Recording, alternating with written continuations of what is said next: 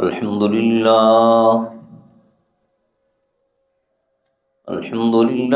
नहमदुहु व नस्तईनुहु व नस्तगफिरुह व नुमिनु बिही व नतवक्कलु अलैहि व नऊज़ु बिल्लाहि मिन शुरूरि अनफुसिना व मिन सय्यिआति अमालिना। मन यहदिहिल्लाहु फला मुदिल्ल लहु व मन युद्लिल्हु फला हादिय लहु। व अशहदु अन ला इलाहा इल्लल्लाहु वहदहु ला शरीक लहु व अशहदु अन्न मुहम्मदन अब्दुहु व रसूलुहु अरसलहु बिल्हक़्क़ि बशीरन व नज़ीरा व दाइयन इलल्लाहि बिइज़्निहि व सिराजन मुनीरा। अम्मा बअदु फ़इन्न खैरल हदीस किताबुल्लाह व खैरल हदी हदी मुहम्मदिन सल्लल्लाहु अलैहि वसल्लम व शर्रुल उमूरि मुहदसातुहा व कुल्लु मुहदसतिन बिदअह व कुल्लु बिदअतिन ज़लालह व कुल्लु ज़लालतिन फिन्नार। मन युतिइल्लाह व रसूलहु फ़क़द रशद वहतदा व मन यासिल्लाह व रसूलहु फ़क़द ضल व गवा। अल्लाहुम्मा सल्लि अला मुहम्मदिन व अला आलि मुहम्मद कमा सल्लैता अला इब्राहीम व अला आलि इब्राहीम इन्नका हमीदुम मजीद। अल्लाहुम्मा बारिक अला मुहम्मदिन व अला आलि मुहम्मद कमा बारकता अला इब्राहीम व अला आलि इब्राहीम इन्नका हमीदुम मजीद। अऊज़ु बिल्लाहि अस्समीइल अलीम मिनश शैतानिर रजीम। बिस्मिल्लाहिर रहमानिर रहीम। या अय्युहल्लज़ीना आमनू कूनू क़व्वामीन बिलक़िस्त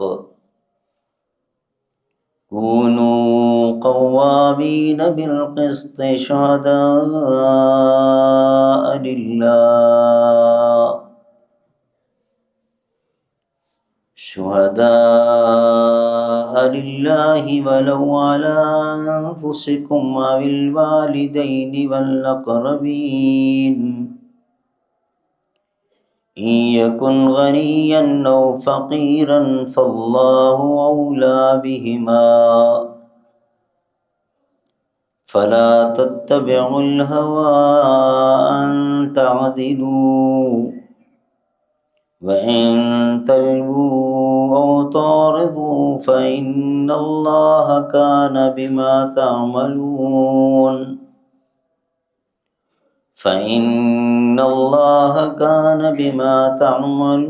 खबीरा।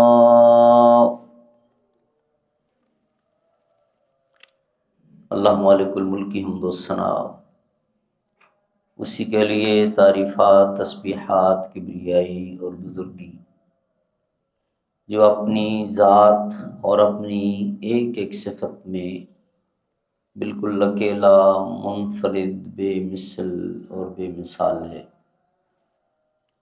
अल्लाह की तरफ से, अल्लाह के फ़रिश्तों की तरफ से और हम सब मुसलमानों की तरफ से صلاۃ والسلام خاتم الانبیاء حضرت محمد مصطفیٰ صلی اللہ علیہ وسلم کی ذات اقدس پر، جو اللہ کے آخری نبی اور رسول بن کر مبعوث ہوئے، اپنے مالک کا پسندیدہ دین اسلام اور آخری سچا آسمانی صحیفہ قرآن پاک ہم تلک منون پہنچا کر اس دنیا سے رخصت ہو گئے۔ سورۃ النساء کی آیت نمبر 135 میں نے آپ کے سامنے تلاوت کی ہے۔ اس آیت میں رب العالمین نے بہت سارے احکامات ارشاد فرمائے ہیں، اور یہ بات ہمیں اچھی طرح سمجھ لینی چاہیے کہ اللہ تعالیٰ نے یہ جو بھی قانون بنایا حلال حرام جائز ناجائز کا، اللہ تعالیٰ کے جتنے رولز اینڈ ریگولیشنز ہیں، میرٹس ہیں، پرنسپلز ہیں، آرڈرز ہیں، اللہ خود بے نیاز ہے، اللہ کی یہ ضرورت نہیں ہے۔ یہ سارے قوانین، یہ سارے ضوابط، یہ سارے احکام، یہ سارا قانون مخلوق کے فائدے میں ہے، اور پھر ان مخلوقات میں سے جن و انس دو مخلوقات ایسی ہیں جو اللہ تعالیٰ کے ان احکام کی پابند ہیں، ان کو ان اصول و ضوابط پر عمل کرنا ہے۔ جو آیت میں نے آپ کے سامنے پڑھی ہے، اس کا سادہ سا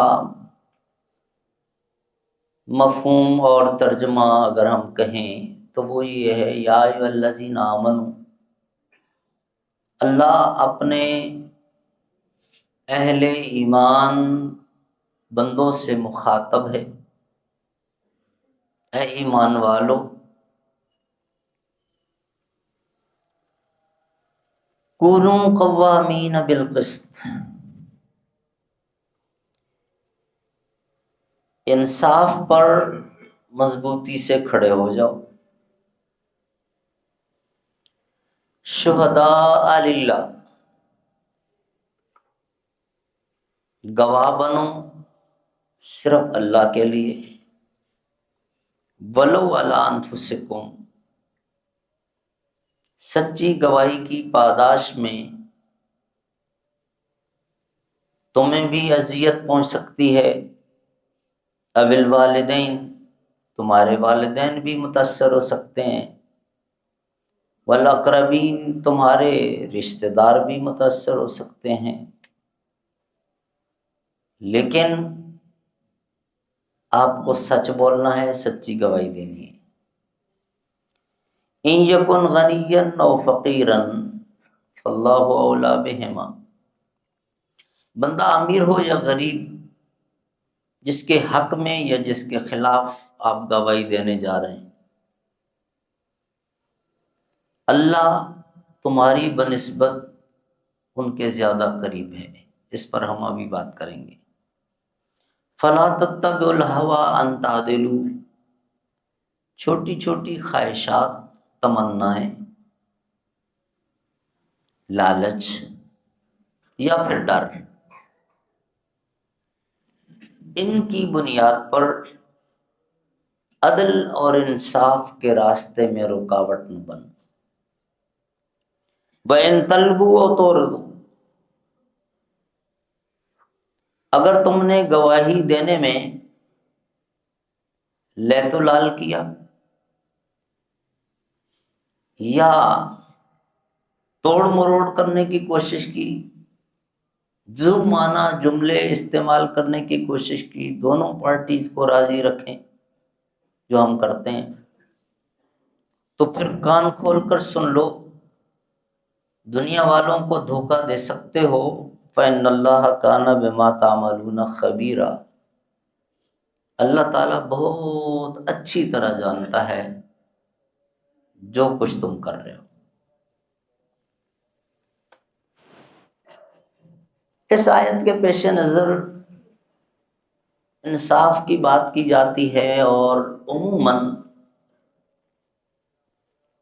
یا تو عدلیہ کو سنا دیا جاتا ہے، یا پھر کہیں کوئی پنچایت بیٹھی ہو تو ان کے لیے پڑھ لی جاتی ہے۔ بس اس طرح سے چند مخصوص مواقع کے لیے ہم نے یہ آیت رکھی ہے۔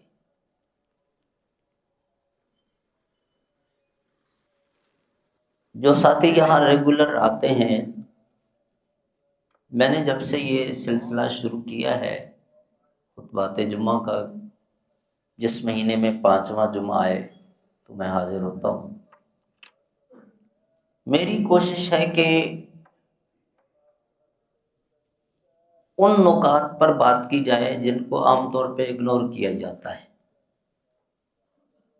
پوری طرح ان پر وضاحت کے ساتھ گفتگو نہیں کی جاتی، یا مسکنسیپشنز ہیں، غلط فہمیاں ہیں، یا پھر عملی طور پر ہم ان سے بہت دور ہیں۔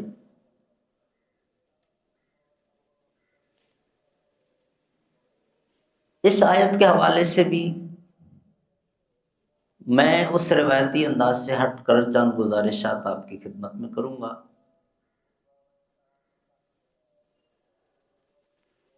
سوشل جسٹس کا ایک نام ہم لیا کرتے ہیں، ایک لفظ استعمال کرتے ہیں، اس کو فوکس کرنا ہے۔ میں نے عرض کیا کہ یہ احکام کے لحاظ سے آیت ایک سمندر ہے، احاطہ کبھی بھی نہیں ہو سکتا، لیکن اس مخصوص وقت میں جتنے نکات میں عرض کر سکا کوشش کروں گا۔ سب سے پہلے تو ذرا اس کا ترجمہ اور معنی دوبارہ سنیں، کیا کیا معنی بنتا ہے۔ یا ایھا الذین آمنوا کونوا قوامین بالقسط،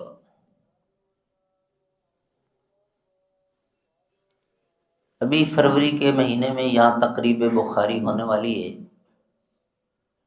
اور آخری حدیث پر درس بخاری ہوا کرتا ہے، تو قسط کا لفظ وہاں بڑا ڈسکس ہوتا ہے، جو بھی شیخ الحدیث تشریف لاتے ہیں وہ اس پر بات کرتے ہیں۔ قسط انصاف کے معنی میں یہاں پر ہے۔ اے ایمان والو، انصاف پر مضبوطی سے کھڑے ہو جاؤ۔ اے ایمان والو، انصاف پر ڈٹ جاؤ۔ چونکہ طلباء کرام یہاں تشریف فرما ہے تو وہ جانتے ہیں کہ عربی گرامر میں اور جو ترکیب بنتی ہے اس کے اعتبار سے کسی بھی لفظ میں ایک حرف کا اضافہ بعض اوقات معنی میں شدت پیدا کر دیتا ہے، تو اس اعتبار سے میں اس کا معنی یہ بھی کر رہا ہوں کہ ایمان والو، انصاف پر ڈٹ جاؤ۔ انصاف پر ڈٹنا کیا ہے، اس کی کئی کیفیتیں اور صورتیں ہو سکتی ہیں، لیکن سب سے پہلی بات یہ ہے کہ ہر مومن یہ تہیہ کرے، یہ عزم کرے کہ قانون کی بالادستی ہونی چاہیے،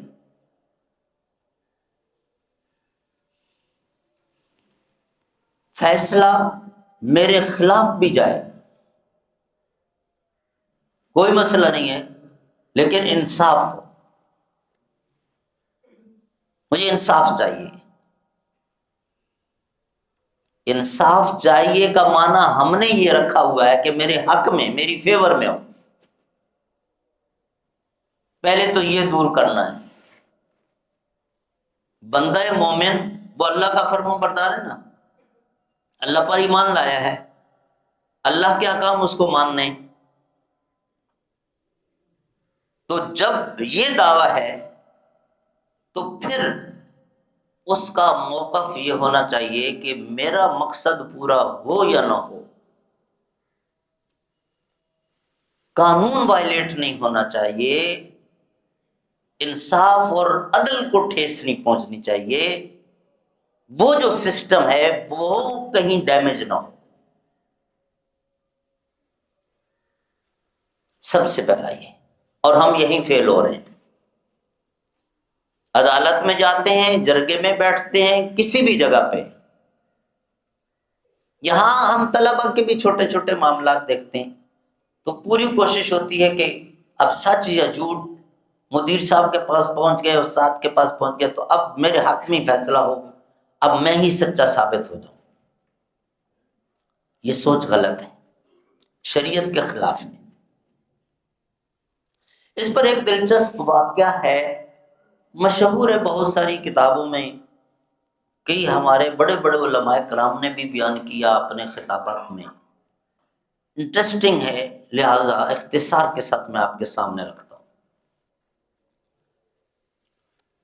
کہ ایک بندہ مومن جو اللہ کے کلمے کو یعنی اللہ کے قانون کو سر بلند رکھنا چاہتا ہے تو وہ اپنے آپ کو بھول جائے. حضرت علی رضی اللہ تعالی عنہ کا واقعہ، قاضی شریح بن ثابت الکندی کی عدالت میں ایک یہودی کے ساتھ زنا کے معاملے پر تھا. اور یہاں بات چلتے ہوئے یہ بھی میں عرض کروں کہ شریح بن ثابت الکندی کی appointment as a chief justice وہ کیسے ہوئی تھی.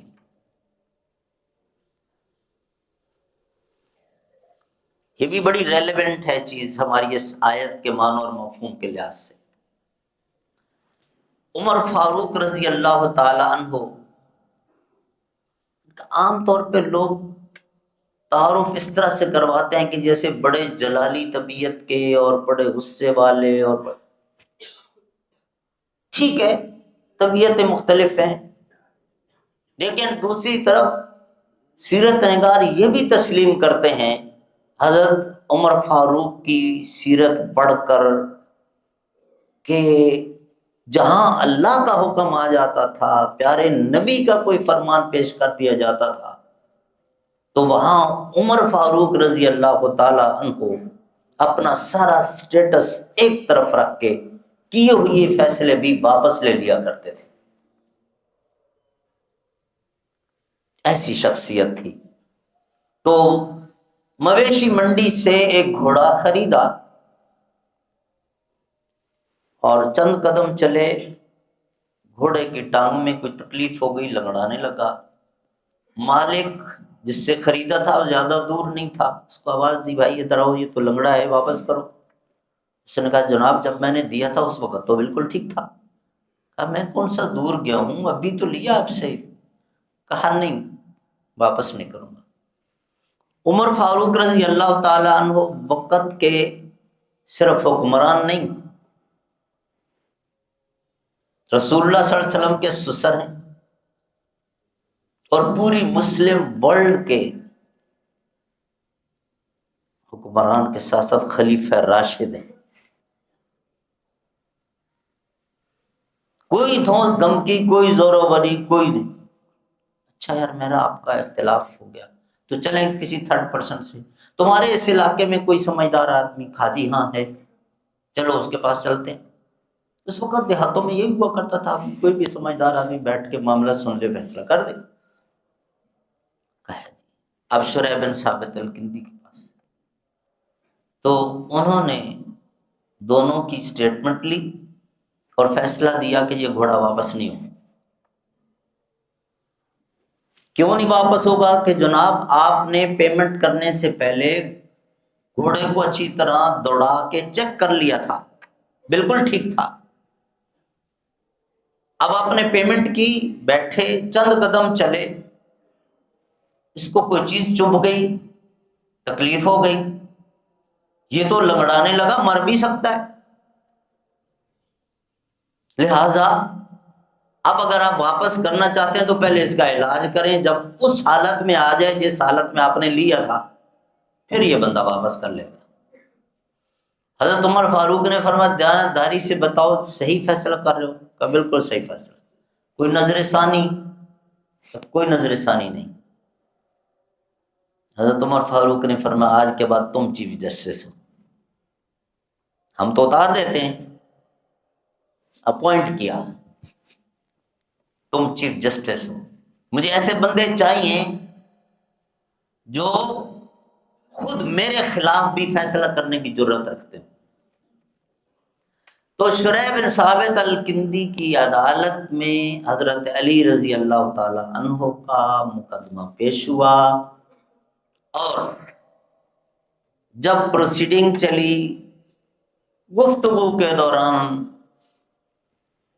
جج صاحب نے حضرت علی رضی اللہ تعالیٰ عنہ کو مخاطب اس انداز سے کر دیا، ان الفاظ سے کر دیا، نعم یا امیر المومنین، امیر المومنین فرمائیے آپ کیا کہتے ہیں؟ حضرت علی رضی اللہ تعالیٰ عنہ نے فوراً کہا کہ انصاف کا تو بیڑا غرق یہی ہو گیا۔ کہا جی کیا ہوا؟ کہا اس کو آپ نام لے کر پکار رہے ہیں، مجھے آپ امیر المومنین کہہ رہے ہیں۔ میں امیر المومنین ہوں تو عدالت سے باہر، عدالت میں اے اور بی ہے،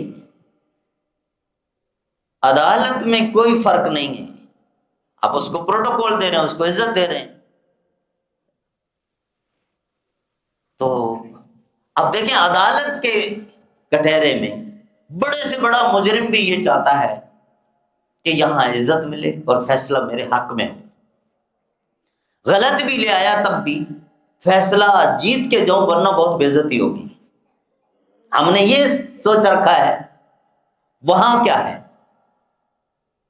حضرت علی رضی اللہ تعالی عنہ نے کہا جج صاحب آپ غلط کر رہے ہیں، اس کو جس طرح پکارا اسی طرح مجھے پکارا۔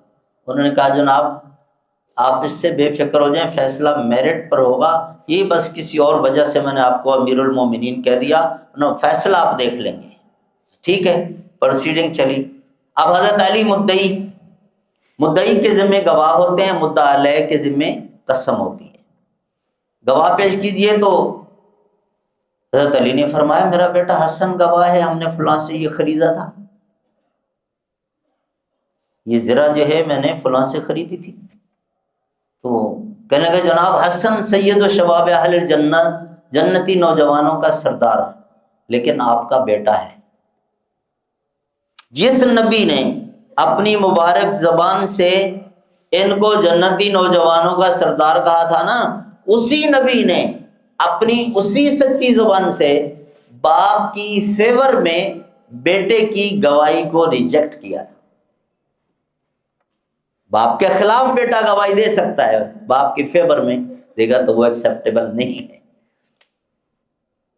اب یہ کیوں نہیں ہے؟ وقت نہیں ہے، ورنہ اس پر ہم بات کرتے ہیں۔ تو کوئی اور گواہ پیش کیجیے، کہہ لیں جی میرا فلاں غلام گواہ ہے، وہ بھی موجود تھا جب ہم نے زرہ خریدی تھی اس سے بند۔ کہا جی مالک کے حق میں غلام گواہی نہیں دے سکتا، کوئی اور گواہ؟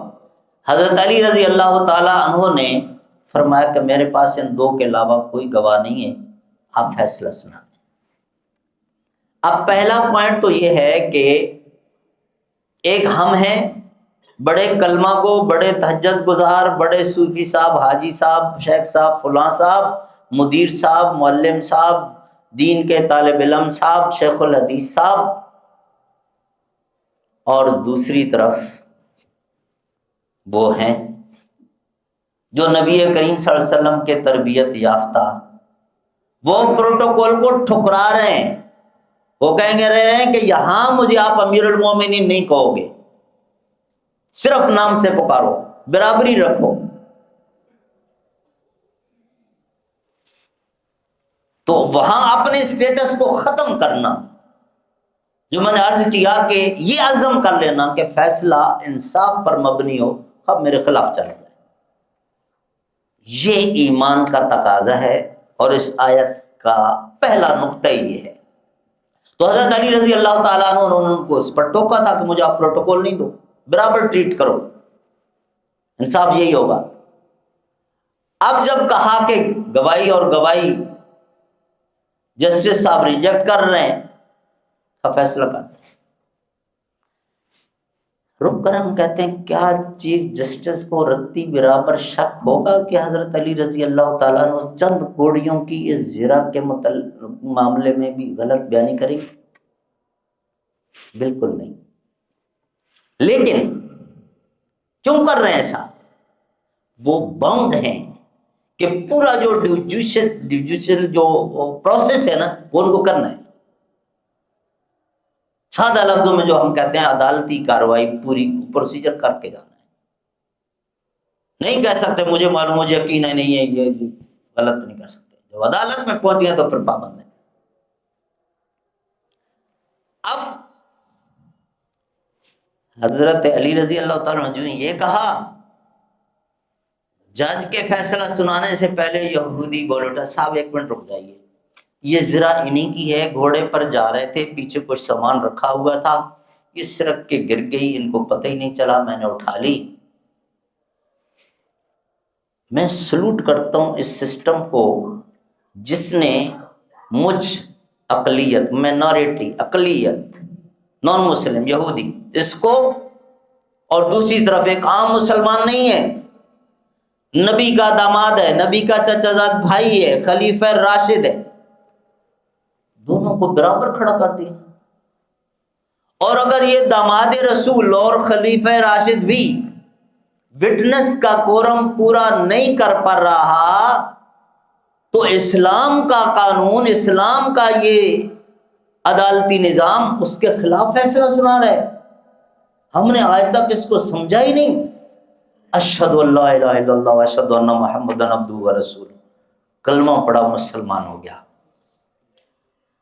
حضرت علی رضی اللہ تعالیٰ عنہ نے فرمایا کہ اب تم نے خود اعتراف کر لیا تو یوں تو کیس میں جیت گیا، میری ہوگی ذرا، لیکن مسلمان ہو گئے ہو، یہ لو مجھ سے گفٹ لے لو۔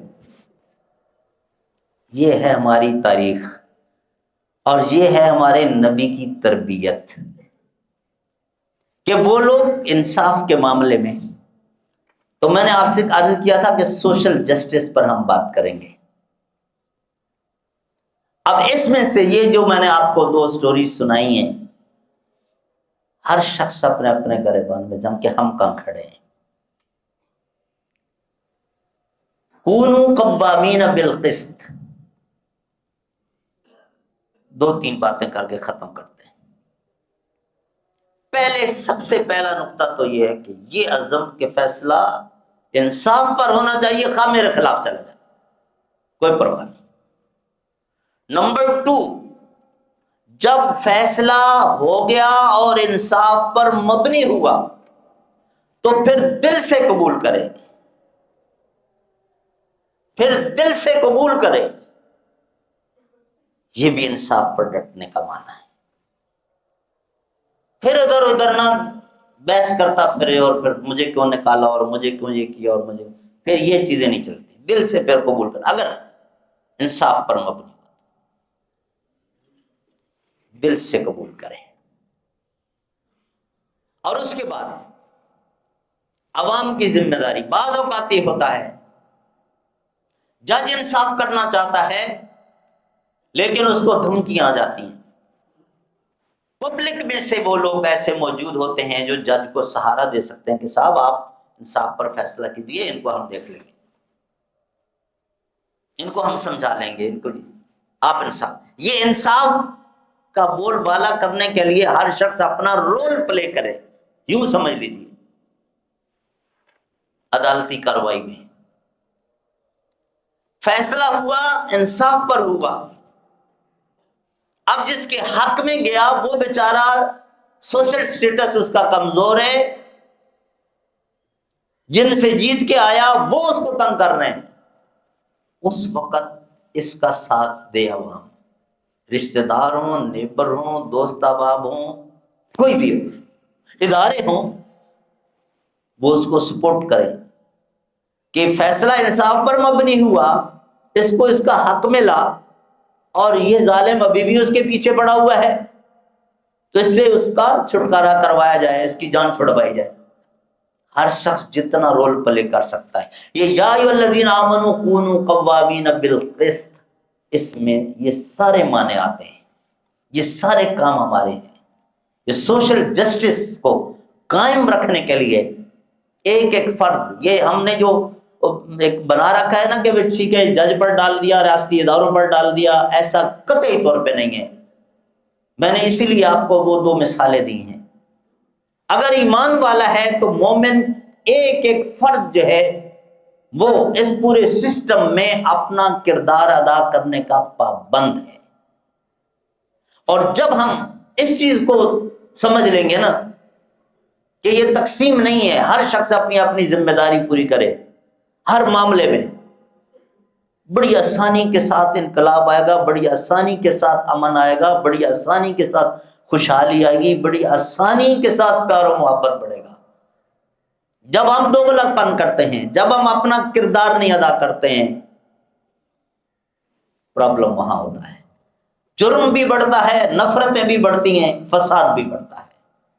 اللہ رب العالمین ہم سب کو توفیق دے کہ قرآن پاک کا جو صحیح معنی، مفہوم اور منہج پیارے نبی صلی اللہ علیہ وسلم نے ہمیں دیا، ہم اس کو سمجھیں اور اس کے مطابق پھر اپنی عملی زندگی گزارنے کی کوشش کریں۔